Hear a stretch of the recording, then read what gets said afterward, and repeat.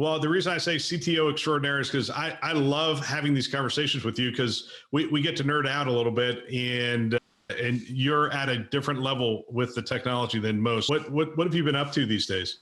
Cloud. Believe it or not, that's something that I've been spending most of my energies on these days is, healthcare organizations are starting now finally to start getting into this rhythm of, hey, we really want to do cloud, want to embrace it. And so trying to get these organizations sort of on a roadmap and path strategically to get there is really what I've been focusing on. Also been doing a few other things, but that's mostly what I've been focusing on. Well, that's fantastic. I'm not going to shame anyone because it's.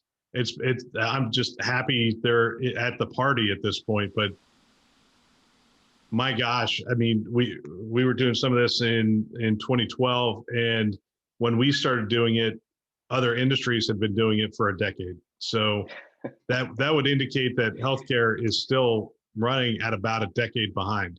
Yeah, I mean, that a decade behind is putting it nicely, right? I usually say like somewhere in 25 and 30 years behind, but Is that just because of the complexity of the operation, the workflow, the data, the systems? And it's not easy to move all these moving parts. Is that why we still maintain about a decade behind? I have my theory, so I'm curious what yours are. yeah, I think that there's a bunch of things. I think it's very incestuous. The applications are all foundational, aka, older generation applications that were typically built fit for purpose for specific things. They were not born in the cloud era. They are they require very specific care and feeding.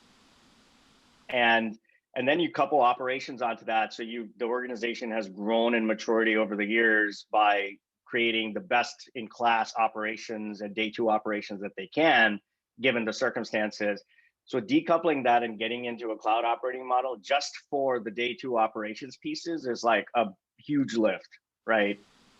And then you start thinking about, how do I actually take and do some, like you can't just take an application and, lift and shift it. I mean, you can, it would be a really bad idea to do that from a cost and, scalability and performance standpoint. But just in general, like these applications were not created for the cloud, and the operational models that healthcare organizations have weren't born in the cloud. So there's two big things that stand in the way. So the idea is like, how do you actually start taking advantage of things in the cloud to get you flexibility, and also demonstrate that if you do this in the correct way, you will actually come out ahead both financially and from an agility standpoint. So you'll be able to start doing things a lot better, faster, stronger, and get back into this whole consumer first thing that everybody's going after, rather than just focusing on keeping the lights on. So it's a journey. It's going to take a long time to do that, Yeah. but we're on our way.